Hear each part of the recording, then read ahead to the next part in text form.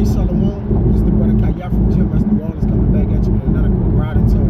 Prior to getting started, as I always do, I'd like to give infinite honors and prayers to Yahweh, Ba'ashim Yahushai, Ba'ashur Kakodash. Double honors to the elders and apostles of Great Millstone. Salutation to the Agam that's pushing the truth and sincerity. Lord willing, this video will be edifying first and foremost to those who elect, and to those that cleave to the body. I'm going to get in a lesson today on the writings on the wall / the vision of slaughter. Okay? The writing that's going to be on the wall of Babylon, okay, is going to be a vision of slaughter. Okay? The Lord had numbered this kingdom and finished it, and it's, it's about to see its ruins. Okay? Our enemies about to see the fall of their own empire, man. Okay? Which was a prophecy that Daniel saw on the wall. Okay? Y'all get it? This is Daniel 5 and 5. It says, in the same hour came forth fingers of a man's hand, and wrote against the candlestick upon the plaster of the wall of the king's palace. And the king saw the part of the hand that wrote. Right now, this was the warning. Okay? Now it says, wrote against the plaster, against the candlestick upon the plaster of the wall. Now, let me see something.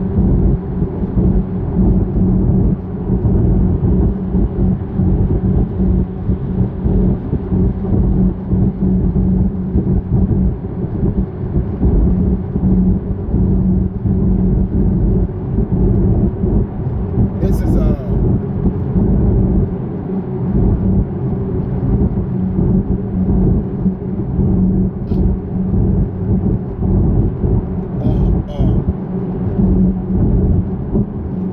which you got to get the interpretation of the meaning thereof. All right, I'm gonna read it again, Daniel 5 and 5, because I wanted to basically, okay, let the men that want to live to see the fall of their enemies, okay, let their hearts be settled upon this.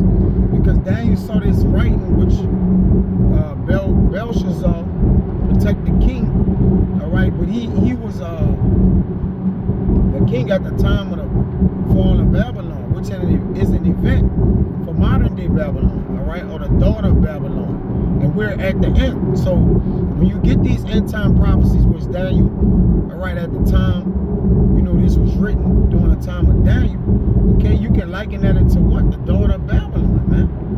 Okay? She is falling. She is falling. Okay? We saw this place falling. Our brothers, Ezekiel, Isaiah, they saw the fall of Babylon, man. Well, it's Daniel. Now, this Daniel 5, in the same hour came forth fingers of a man's hand, and wrote over against the candlestick upon the plaster of the wall of the king's palace. And the king saw the part of the hand that wrote. Now, this lesson is about the writings on the wall. Now, your heart got to be settled upon it. This is Sirach 22 and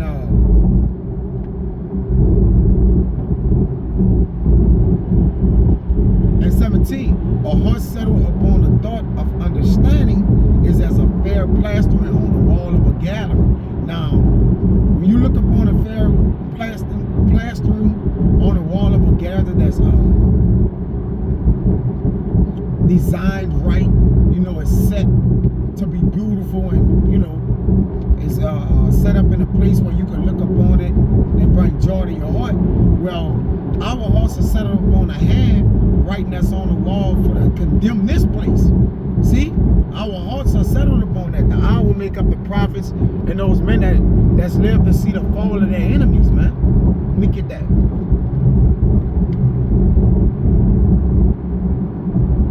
And there's nothing better to look at. So when you actually set your heart up like that, it's a beautiful thing, all right? Let's see. 9 things. Charging my heart. Let's see. Yup. This is Sirach 25 and 7. There be 9 things which I have judged in my heart to be happy. See? Settle. In the 10th I will utter with my tongue. A man that had joy of his children, and he that liveth to see the fall of his enemy. So this writing on the wall, okay, marks a sign or a token that this is what? The end. Alright? It's the omen for the end. Okay, which do something. I'm gonna get that cliche. What this writing on the wall mean, alright? You got the cliche of the phrase. The writing is on the wall. There are clear signs, right? Because when something is wrote out, you can clearly see it or understand it. The writing on the wall, which is that metaphor. Okay, there are clear signs that a situation is going to become very difficult or unpleasant. And the token or the forewarning or the foreshadowing of this place, okay, by the things that we see, the writing on the wall makes up the economical crash that's going on, the pestilence, the chaos in the world, the confusion, all right, the bad infrastructure, okay, all these things are signs or tokens of the writing on the wall, okay. Now, it says 6, and this is what happens when you begin to see that. It says, then the king's countenance was changed, and his thoughts troubled him, so that the joints of his loins were loosed, and his knees smote one against each other. Yeah, he was irate. Alright? So the king cried aloud to bring in the astrologers, the Chaldeans, and the soothsayers. Alright? And the king spake and said to the wise men of Babylon, whosoever shall read this writing and show me the interpretation thereof shall be clothed with scarlet and have a chain of gold about his neck, and shall be the 3rd ruler in the kingdom. All right? So he brought in his astrologers and Chaldeans, which we know what's up with the astrologers. All right? They threw. No?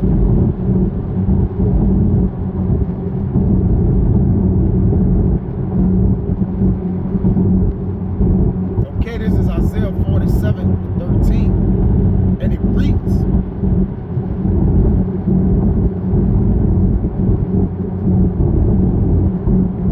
I'm going to start at 12. Stand now with thine enchantments and with the multitude of thy sorceries, wherein thou hast labored from thy youth. If so be it, thou shalt be able to profit. If so be it, thou may prevail. So, okay, come on, stand with the enchantments. Call on your soothsayers and your astrologers. It says, thou art wearied in the multitude of thy counsels. Let now the astrologers, the stargazers, and the monthly prognosticators stand up and save thee from these things that shall come upon thee. You see that? So call on them and see if they can stop, all right, what the Lord have judged. See, the Lord have numbered this kingdom and finished it. Okay? We're just going to, later read in 5. All right? That Daniel 5. I'm going to jump down.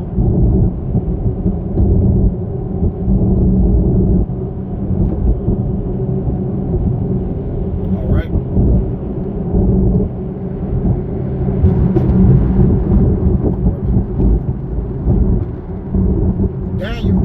Daniel 5, all right?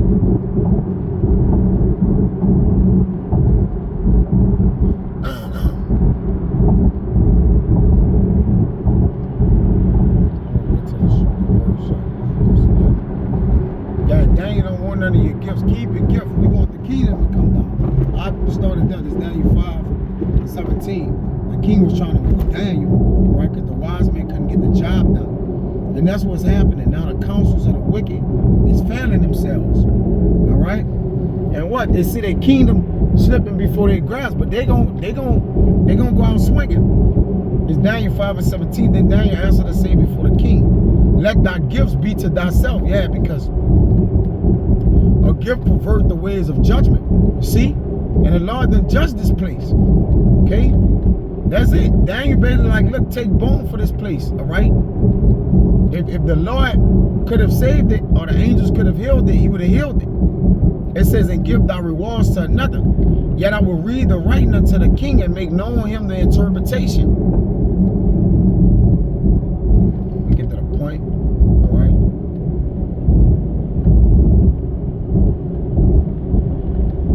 Jump to 20.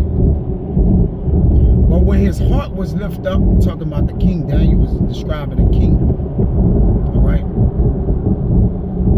Saying he gave him everything and, you know, whatever. You can read it for yourself, but I'm just skimming through it. But when his heart was lifted up and his mind hardened in pride, he was disposed from his kingly throne, and they took his glory from him. Yeah. The Lord said when he gonna bring that pump to the ground.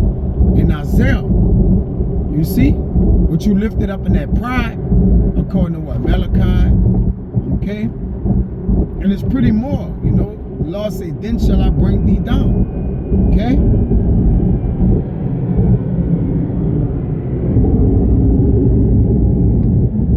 What you was talking about Nebuchadnezzar at this time, but he's talking about Belshazzar, okay? My bad. He was talking about how the Lord took his glory and his pride down, right? In his kingdom, which America has reached its heights, or his pride, of his pride. So the Lord about to take his pride down, okay? You still can liken that into it, okay? I'm going to read 22, which gets to the point. Salaki. No, I'm skimming around. And thou, his son, O Belshazzar, has not humbled thine heart. See? Though thou knewest all this, okay? So he knew, Babylon had knew, okay, in the Romans, during the Roman time, they was haughty and proud, all right? But America come back, okay? That Roman Empire revised, the revised Roman Empire, they come back with their hearts even higher. As the eagle, they exalt themselves, okay? And this is several books, but I'm gonna stay right here, all right?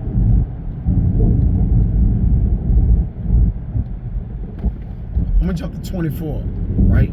He was just telling them about how his son didn't humble himself, okay, before the Lord, though the Lord set him up. And he was telling them, Daniel was telling Nebuchadnezzar's son that Nebuchadnezzar was changed before a beast because his pride was high, all right? Then after the Lord changed him back, you know, Nebuchadnezzar did glorify the Lord, but at the end of the day, he was a heathen, okay? Nobody cares. That's part of the story, right? He still ain't make it. He's still not gonna make it, all right? But this Daniel 5:24, which is the point, then was the part of the hand sent from him, and his writing was written, right? And this is the writing that was written. Mene, tekel, euphrosyne. And this is the interpretation of the thing. Mene, God had numbered thy kingdom and finished it, all right? Just so you understand. Mene, and tekel, euphrosyne, 3 things.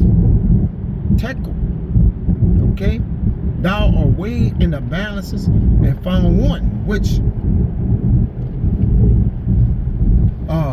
I believe they got that when they looked into that CERN. All right, these devils, you know, it says thou art weighed in the balance and found wanting, meaning you're judged. All right, you're gonna get the equivalent to that which you have wrought or weighed in the earth. It shall be weighed unto you. All right, because the Lord is a just power. He's a balance. Okay, so what they have, what Babylon, the daughter of Babylon, have done unto the earth, so shall it be done unto her. Which they tell you that in 1 Thessalonians, okay, war her double, recompense double to them that tribulate, you know, that cause you tribulation. Revelation 18:6, you see. So they got to get double. Matter of fact, the Lord went one up. Okay, that tekel is the point, all right? And that's that writing on the wall that this bitch is finished. You see? So if the Lord did this, he's going to finish it by way of the host of angels in the heavens. Okay? The Lord is coming through to slaughter the land. He gonna study his sanctuary, but guess what? The Lord coming to kill all the wicked. Okay, this is Ezekiel 9. This is the vision of, and this the writing on the wall. The writing on the wall is the vision of slaughter, of destruction, right? I'm gonna get this Ezekiel 9 because on the where the Lord destroying, he's gonna be saving, all right? Which is gonna say, this is a classic. Ezekiel 9, I'm gonna start from the top. He cried also in my ears with a loud voice, saying, cause them that have charge over the city to draw near, even every man with his destroying weapon in his hand. You see that? That destroying weapon in his hand. And behold, 6 men came from the way of the higher gate, which lied towards the north, and every man a slaughter weapon in his hand. And one man among them was clothed with linen, with a writer's inkhorn by his side, and they went in and stood beside the brazen altar. Okay? And the glory of the Lord, let's get this, you know something? Ezekiel 9. Let's get this. Okay? Let's get it.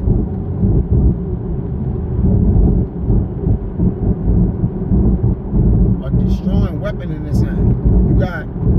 You got the angels ready to work, right? The angels ready to come get their brothers and work and reform the earth, man. Right? Put it back in its natural order. All right? The righteous cry in the womb like, Lord, how long till we make things righteous? So things can be on earth as it is in heaven. All right? But it's, again, the time is subject unto the Lord's will. So it's going to happen in the time of the Lord at the perfect time and not a way before it. All right? A writer's inkhorn. Inkwell. You see this?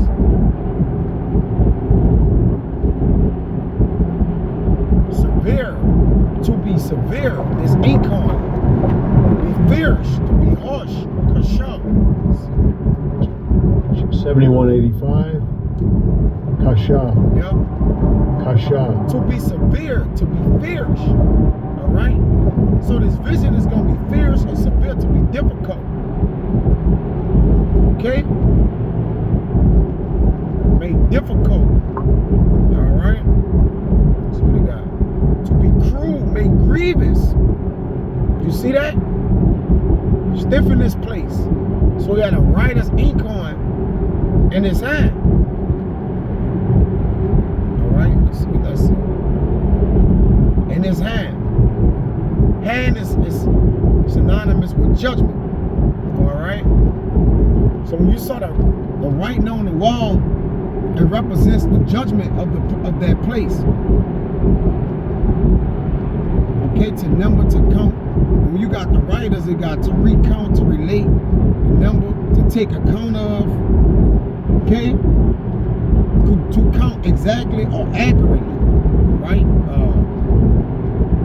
Okay? It says, verse 3, Ezekiel 3, 9 and 3.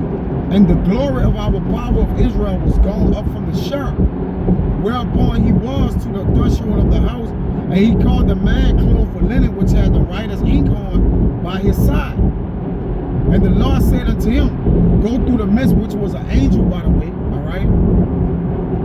Which when the writing is on the wall, the angels is going to come and carry out, okay, the orders of the Lord. And they don't disobey an order. Matter of fact, let me get that. Okay?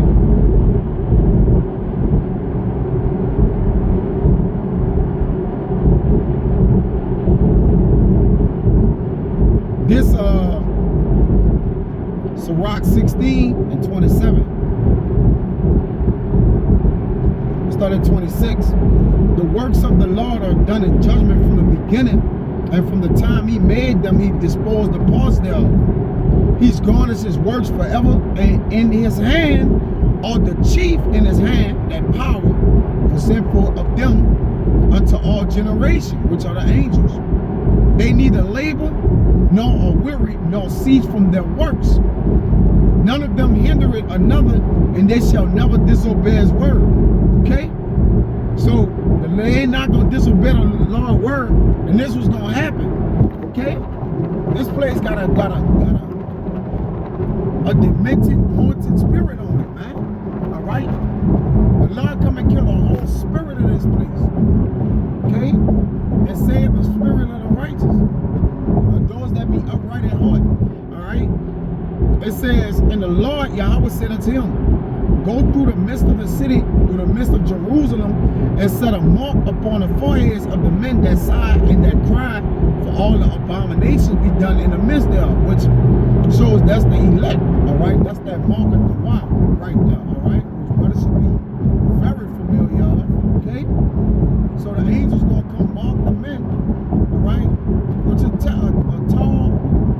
testament of that marking is what you see now. The men that's talking about that writing on the wall, the modern day Daniels and Ezekiel's and Isaiah's. Okay? This word, okay, is that the what? Okay, they're gonna have a word upon their heart, across their heart. They're gonna be speaking about the judgment of this place, man. And their hearts are settled on the judgment and the salvation that's gonna get, that this place gonna receive. They're part of the salvation, man. The elect. It says, and to the others he said, in my hearing, go ye after them through the city and smite. Let not your eyes spare, neither have ye pity. So the Lord do that in Jerusalem. How much? Remember, Jerusalem is a people before a place, but Jerusalem is everywhere. So when the Lord goes smite, 2/3 of his people got to get cut off and cut down. All right? Along with the rest of the wicked of the earth. It says,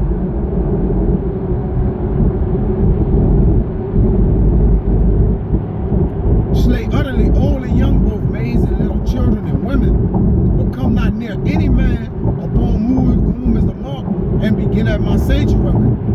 Then they begin at the ancient men which were before the house. Alright? Now let me get this last one and get out of here. This First Chronicles. Just to show you that the angels ain't coming here to bullshit. When they get the vision of slaughter and the commandment of slaughter from the Lord, they're gonna do just that. Alright, this First Chronicles 21. I'll get out of here with this. Alright. This one, David number Israel, and the Lord sent the angel through them, alright, to judge it. This First Chronicles 21, he was led in his heart of Satan to do that too. Right? This First Chronicles 21 and 15. And our power sent an angel unto Jerusalem to destroy it. And and again, I'm using analogies on the Lord sending to his people to destroy it and what he done. Okay, how much more to his enemies? What the Lord gonna do? Okay, and that's why I'm using these accounts to basically show if he do this to his enemies, I'm gonna get that next. If he do this to his own people, I'm gonna say to his enemies. This First Chronicles 21 and 15. And God sent an angel to Jerusalem to destroy it. And as he was destroying it, the Lord beheld, and he repented him of the evil, and said to the angel that destroyed, it is enough. Stay now in thy hand. And the angel of the Lord stood by the threshing floor of Ornan the Jebusite. Alright? So the Lord had to tell the angel stay his hand, because he was cutting up. Alright? Scourges for amendments. He scourged his enemies. Right? Wisdom of Solomon 12.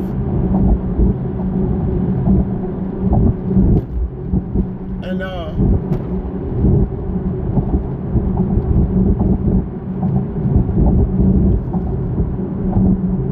21. With how great circumspection didst thou judge thine own sons, unto whom fathers thou have sworn and made covenants of good promises. Therefore, whereas thou chasten us, thou scourges our enemies 1,000 times more. So he gonna really unleash the angels on Babylon. Michael and the angels and the archangels gonna come down to fight for the righteous. All right, the Lord gonna really unload on this place. All right, He scourges our enemies 1,000 times more. All right? So when the Lord judge America, he gonna totally annihilate this place, all right? 200 million nukes, man, gonna hit this place. Therefore, whereas thou chasten us, thou scourges our enemies 1,000 times more, to the intent that when we judge, we should carefully think of thy goodness, and when we ourselves are judged, we should look for mercy. All right? So the Lord gonna scourge our enemies 1,000 times more by the hands of the hosts of heaven. Okay? I mean, the Lord gonna cut loose on this place, all right, until it's totally demolished and annihilated, according to many books in the scriptures. Okay? So Adawan Ratazah, he make a speedy riddance of this place ASAP. So Lord willing, it was edifying, man. Until the next time, I'm gonna say shalom.